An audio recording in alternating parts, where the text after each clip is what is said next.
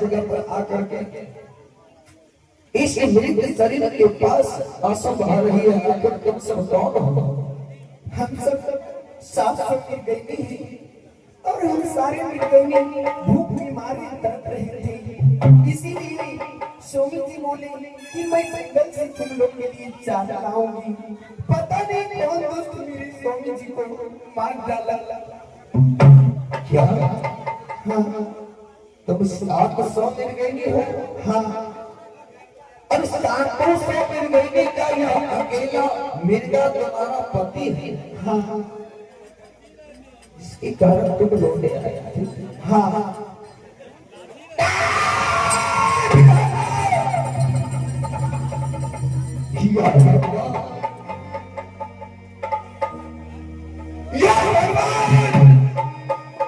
इस जंगल में किसी बड़ी भूल हो गई। मैं आया था इस जंगल में शिकार करने, और शिकार को समझ कर साथ से लेने को मैंने विधवा बना दिया। हाँ, हाँ, अरे भारी रे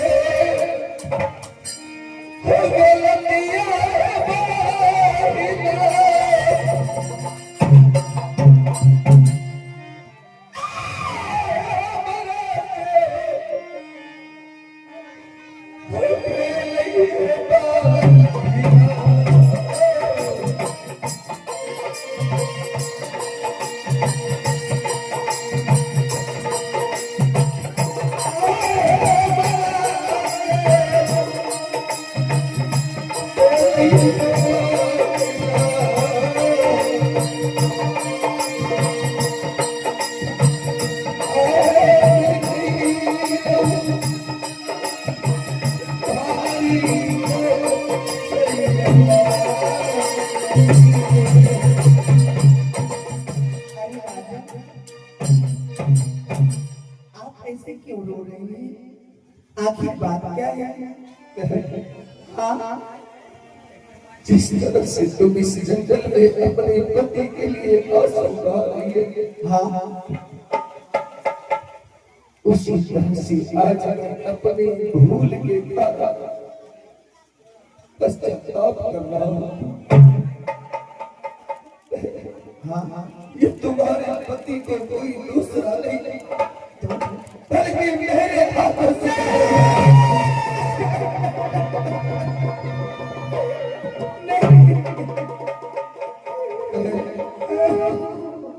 मैं इस जंगल में शिकार करने आया था। आप पूरे पश्चिम दक्षिण तीनों दिशा में शिकार किया, मुझे एक भी शिकार नहीं मिला।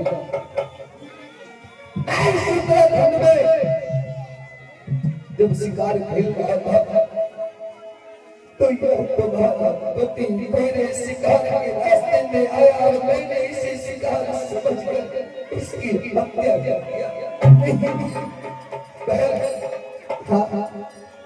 मुझसे बहुत बड़ी भूल हुई है।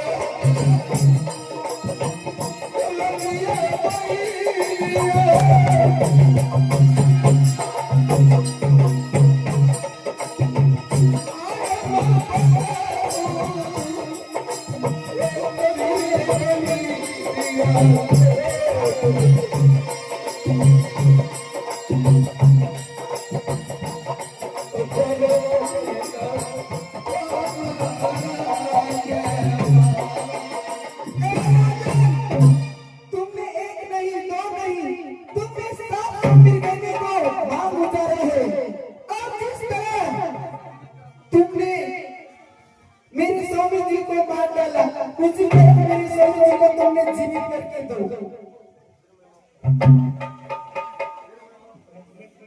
फिर मैं तुझे माफ कर दूंगी।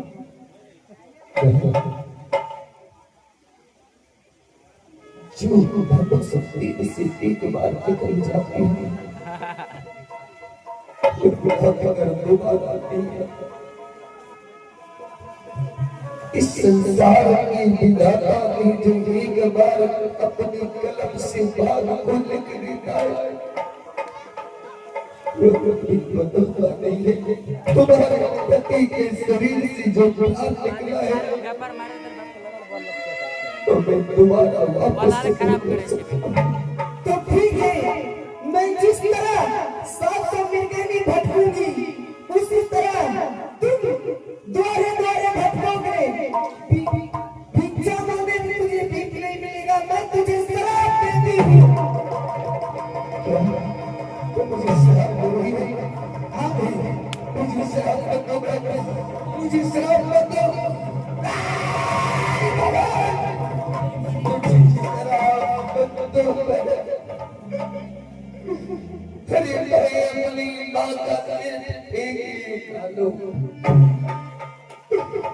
अपनी माता मेरे अलावा दूसरा कोई नहीं अगर मुझे शराब पिला इसी चक्कर में प्राण त्याग दूंगा मेरी मुझे ले जाकर अपने दरवाजे पर इंतजार करते करते अपनी प्राण त्याग देंगे मुझे क्षमा है नहीं जिस तरह मेरे पति को तुम जीवित नहीं कर सकता है उसी तरह मिर्गनी का शराब कभी खाली नहीं जाएगा।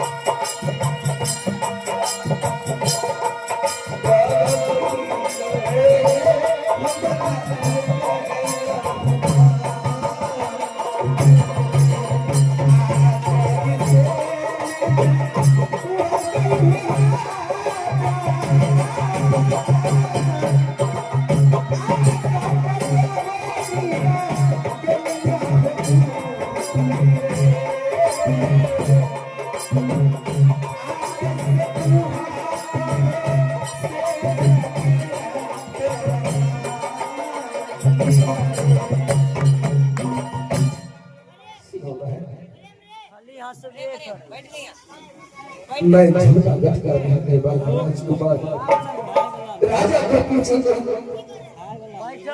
मैं तुम्हारे पति को वापस तो नहीं कर सकता, लेकिन शाबाशों के देने को सारी जीवन अपनी राज में अन्न भोजन और वस्त्र के साथ साथ रहने का मकान भी व्यवस्था कर सकता हूँ, लेकिन पहले मुझे क्षमा कर दो। नहीं, दीवान बच्चा तो कभी वापस नहीं हो सकता है, लेकिन दिया हुआ शराब को मैं जाता हूँ वापस नहीं होगा, इससे मुक्ति पाने का कोई तो उपाय होगा। हाँ, एक उपाय है, ऐसा करो राजा, तुम यहाँ से गौरवपुर शहर चले जाओ, गुरु गोरखनाथ के पास तुम्हें वही समस्या के हल बताएंगे। अपनी राज अपने देश को छोड़कर मुझे गोरखपुर शहर जाकर के गोरखनाथ की शरण में उपाय मिलेगा। इसमें तो समय ज्यादा लग जाएगा।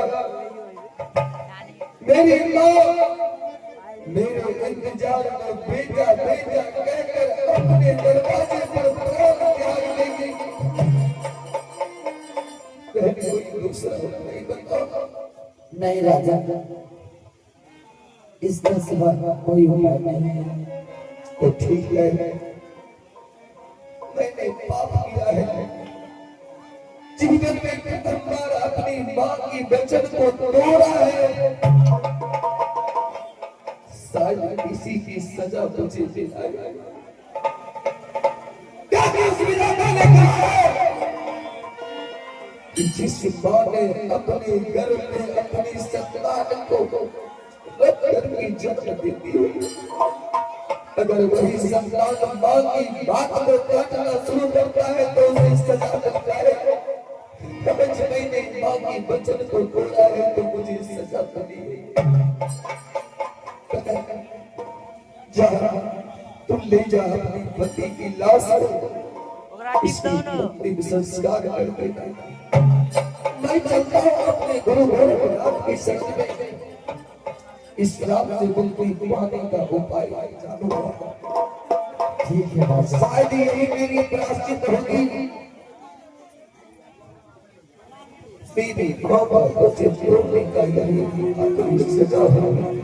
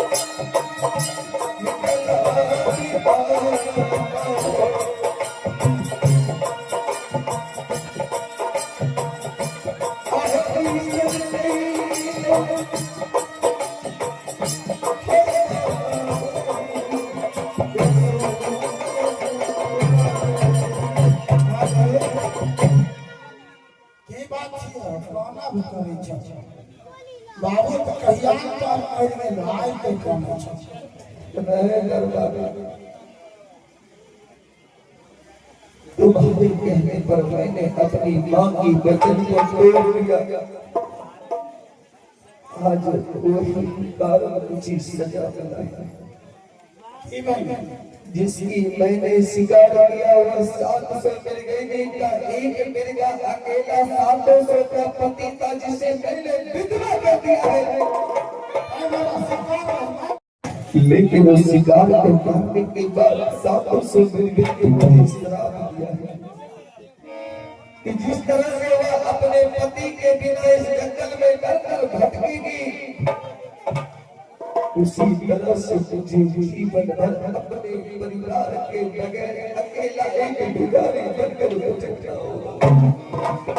सिपाही, अगर मेरी माँ को इस बात का थोड़ी सी भी पता चले, मेरी माँ मर जाएगी। मैंने अपने माँ के लिए कलंक जन्म लिया, मैं उसका लाभ नहीं यार।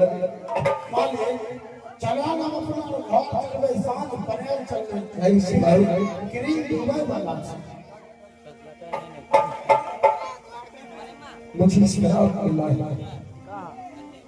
अगर मैं इस तरह से वापस चला गया तो मेरे साथ साथ मेरी माँ को भी इसकी सजा भुगतना पड़ेगी। तुम यहाँ से लौट कर चले जाओ और मेरी माँ जब तुमसे पूछेगी कि मेरा बेटा कहाँ है तो उसी कह देगा आपका बेटा राजा का राजा है। कई देश के राजा के साथ उसका उठना बैठना है। उसी राजा में से किसी एक राजा के पास शिकार खेलने के बाद घूमने गए, कुछ दिनों में वापस चला आएगा। पर तब तक मेरी माँ का ख्याल तुम रखोगे जब तक कि मुझे इस श्राप से मुक्ति नहीं मिल जाती। भैया हम गाय छी पहले भी कुछ नहीं हम गाय अब मैं इस श्राप से मुक्ति पाने के लिए चलता हूँ गोरखपुर शहर। बाबा गुरु गोरखनाथ की शरण में जो मुझे इस श्राप से मुक्ति है का उपाय बताया। अब चली जाओ जय भाई हो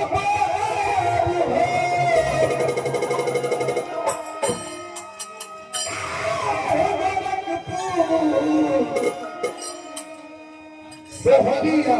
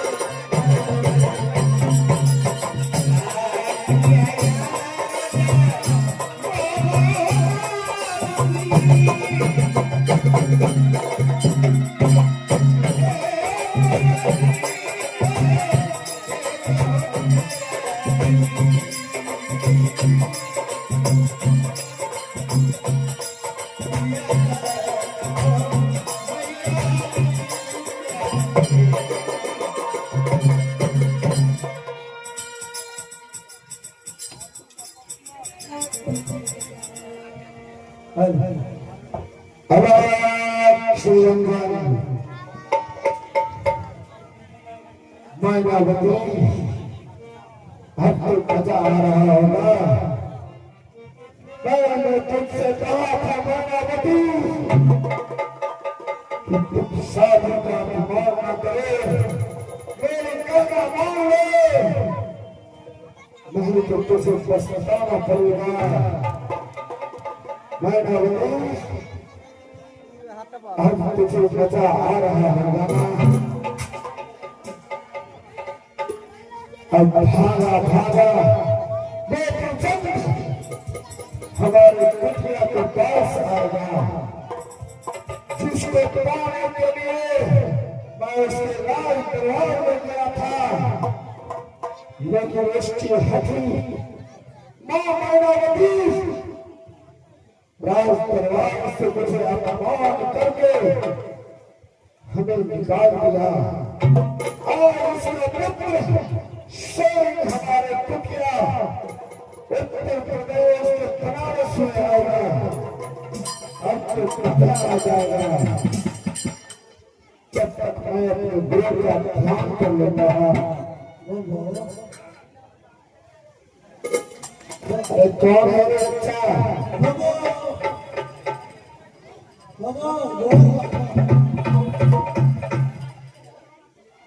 अरे कैसा पुरख है, कहाँ से भागते हुए आया है?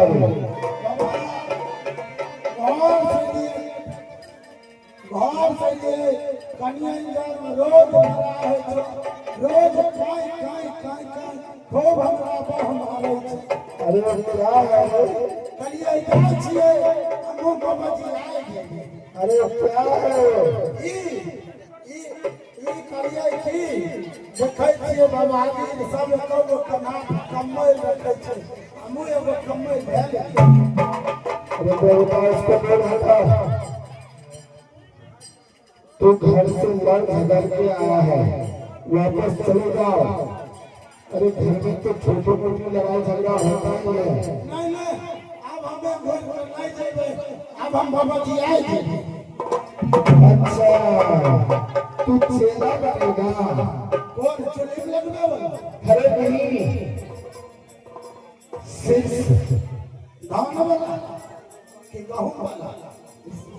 महामर्द है, इसको काम की आवश्यकता है। बच्चा इधर आ,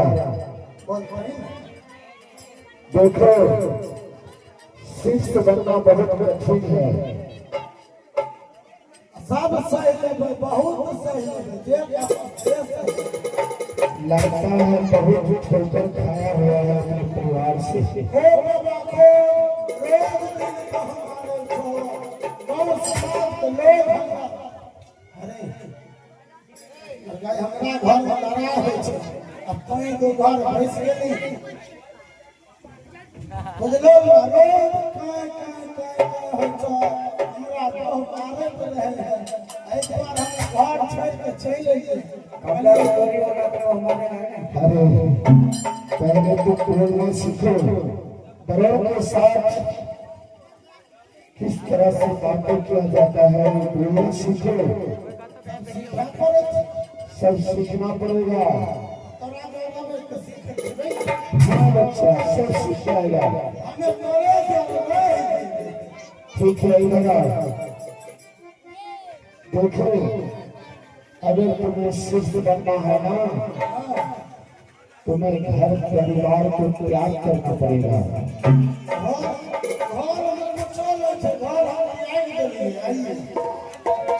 देखो बच्चा, वैराग्य बनने के लिए तुम्हें लोभ को त्याग करना पड़ेगा।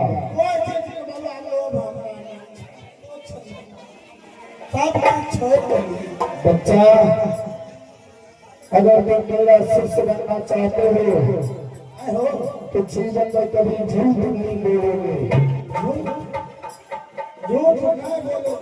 अपने बोला जाए छे तब तो मेरा शिष्य नहीं बनेगा। चलो आप समय बोलो बच्चा और एक बात सुनो, अगर तुम्हें मेरा शिष्य बनना है तो मांस मछली को त्याग करना पड़ेगा।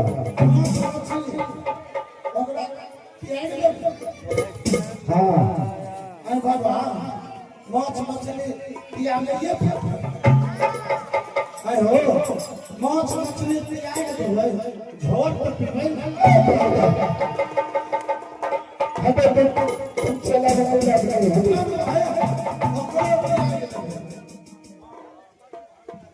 और एक बात और सुनो, तुम्हें माँ बाप जितने भी नाते रिश्तेदार है सबको त्याग करना पड़ेगा। माँ बाप अब बुढ़ा गेलै माँ बाप अब कुछो नहीं छै बूढ़ भए गेलै माँ बाप को त्याग देबै ठीक है, बालो बच्चा है। हाँ छै क्या है 5 गो छै 5 गो बुझलो क्या करके बताओ तुम। 1 2 3 4 5 साढ़े 5 अरे क्या होगा, हमने 5 6 10 सुना था, 5.5 में कहाँ से होगा। छोट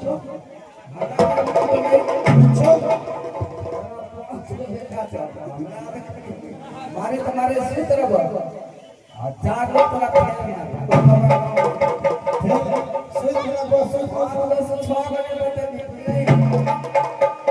5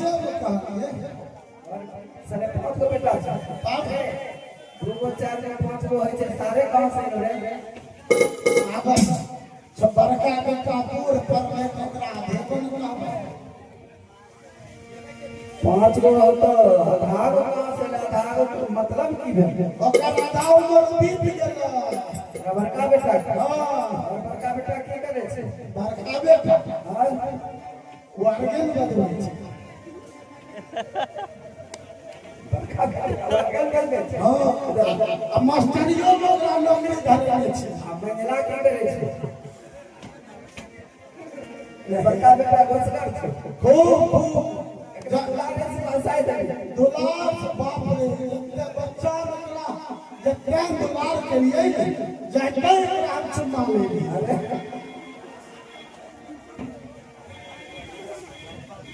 अरे तो बड़का बेटा कौन सी खेल में से कोठी में बताई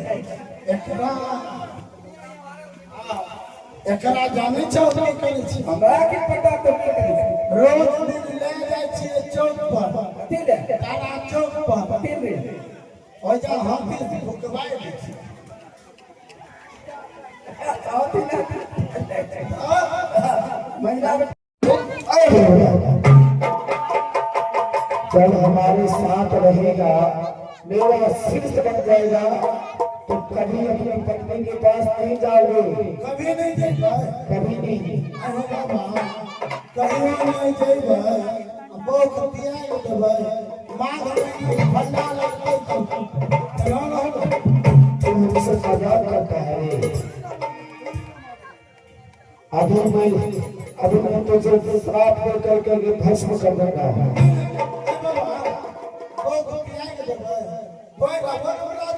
देखो हमारा शिष्य बन जाएगा ना तुम्हें गर्मी लगेगी, ना तुम्हें सर्दी लगेगी। जब सर्दी सताएगी ना तो हमारे पास धूनी दबाया रहता है, प्रचंड गर्मी धूनी की गर्मी नहीं लगेगी बच्चा। तो ज्वारियम ले लाबे हाँ बाबा, अपना दोनों ज्वारियम सुइत रहल ठंडी नहीं लगे ना समझ रहे तुम्हें कोई समझ नहीं है। अच्छा बच्चा रामदास, अगर मेरा शिष्य बनना है तो भजन आता है हमें। भजन हाँ हम कभी पंथों में रहे छिए जाय छिए कभी कभी एक भजन सुना दो। अरे बाबा ए बाबा तारे कटवाया देखा आया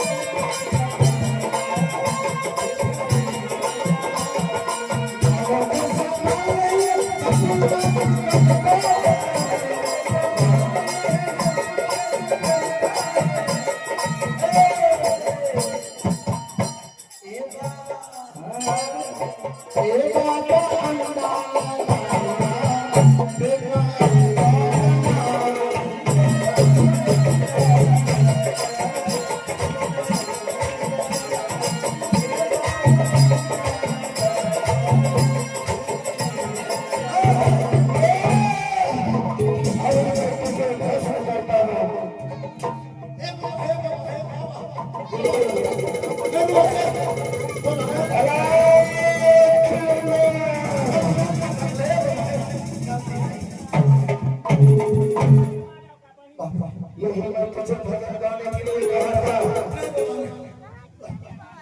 कबरपंथी भजन है, जयपंथी भजन। ये कभी बंदूक नहीं बजाता। अरे कबरपंथी होता है, कभी बंदूक नहीं होता है। अरे भगवान का भजन नहीं आता है तुमको। बाबा हमें दियो में जाए चौपहरे में भगवान का भजन को दूसरा गाना तो मैं यहाँ से चला जाऊंगा। छह पर की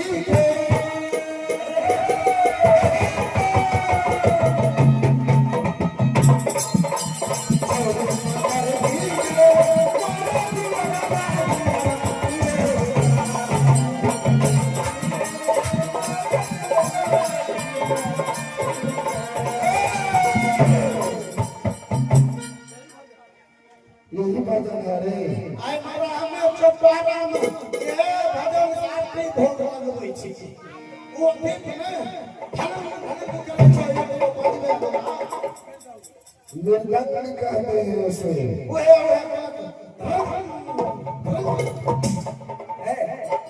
देखो ये सब भजन नहीं, मैं जो सिखाऊंगा तुमको कोई भजन नहीं आता है। मैं जो भजन सिखाऊंगा ना वो भजन तुम्हें गाना है। जो मैं मंत्र सिखाऊंगा वो मंत्र तुम्हें जाप करना है।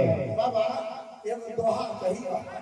चल तारी दारू गंध जला तारी दारू गंध जला ताकर पखार से नहिया निकल भय नसेरी जुएल के संग। तो उल्टा पैदा नहीं आता क्या रे? हमें नहीं देखलिए कहाँ से सिक्का आता है उल्टाई। हमें तुम रहे छिए से बाबा सब हमें जाने छिए। देखो अब इससे कुछ नहीं बोलना तुमको चला बनना है कि नहीं बनना? तो अभी से कुछ नहीं बोलेगा। और मैं जो सिखाता हूँ ध्यान से सीखो। देखो इधर आओ, क्या बैठो। अब हम पक्का बोला का ध्यान देंगे। आज सरकार के बैठो ऐसे नहीं।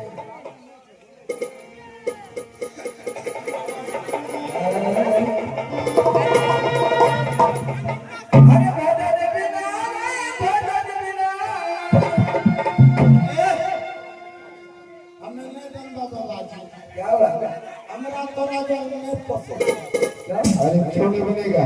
बड़का साल बनलिए ने हमरा घाटा लेके ले बाबाजी बने। कैसे? आई महाराज तने कोई जाय छो भोज खाइ ले ओने सरिया दे छो तो रस्ते में बेच ले छो।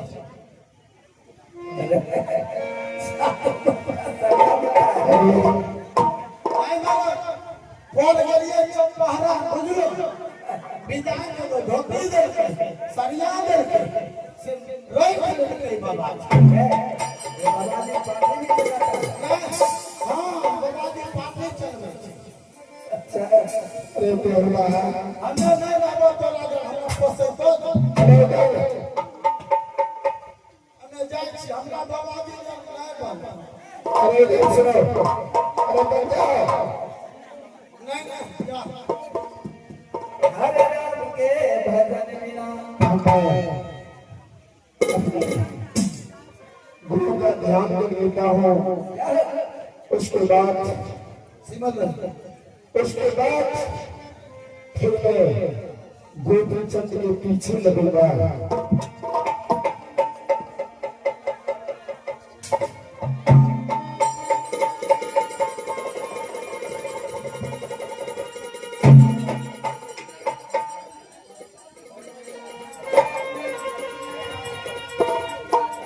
हरे राम के भजन बिना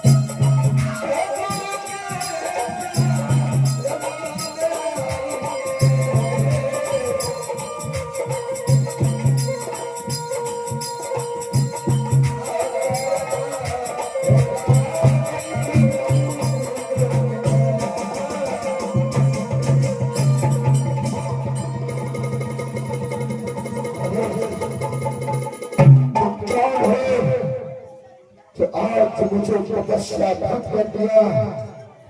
कौन है बाबा? मैं मुसीबत के मारे आपके चरणों में आपके दरबार तक आया है। मुसीबत का मारा और मेरे दरबार पर आया है। बच्चा तुम्हारे चेहरा देख करके लगता है कि तुम किसी मुसीबत में जरूर हो। बच्चा, मैं जानना चाहूंगा तुम कौन हो, कहां से आए हो और किस मुसीबत में तुम घिरे हुए हो। मेरा घर श्रीनगर सर करता है।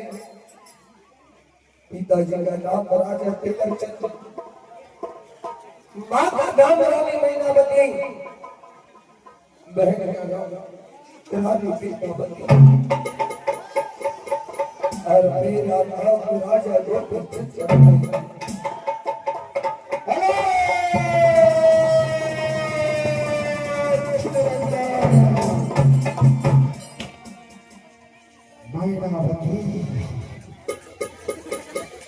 अब मजा आएगा। तुम्हारा बेटा मेरे पास आ गया है। ऐसे लग रहा है कि कई दिनों का भूखा है और इसकी उदासी चेहरा बता रहा है वह बहुत परेशानी में है। मायावती